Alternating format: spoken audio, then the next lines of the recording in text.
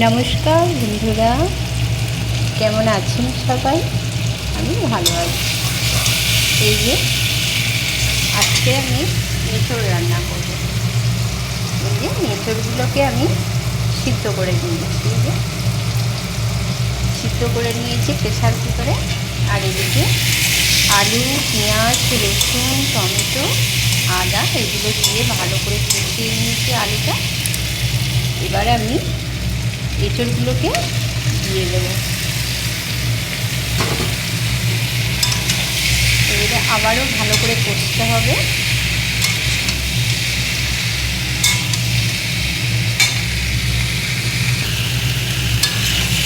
ভালো করে কষতে হবে।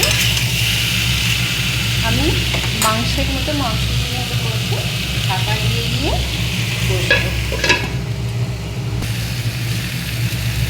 এখন একটু অল্প করে চিনি দিয়ে দিলাম, চিনি দিয়ে আবার একটু কষবো।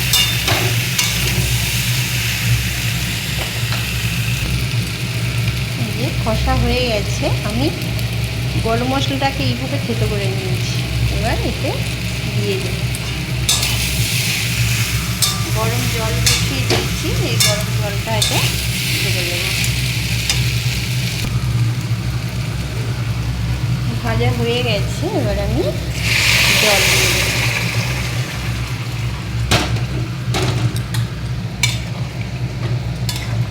নামাবার আগে একটু ভাজা মশলা দিয়ে নামিয়ে দেবো।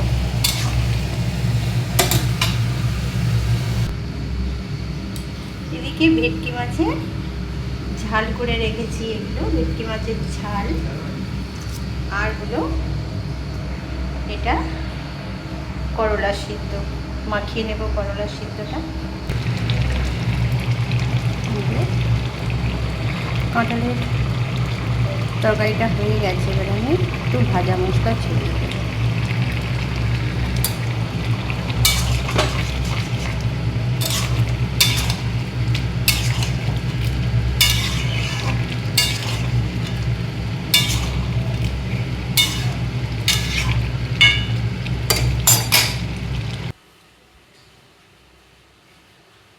দিয়ে আমার রান্না কমপ্লিট।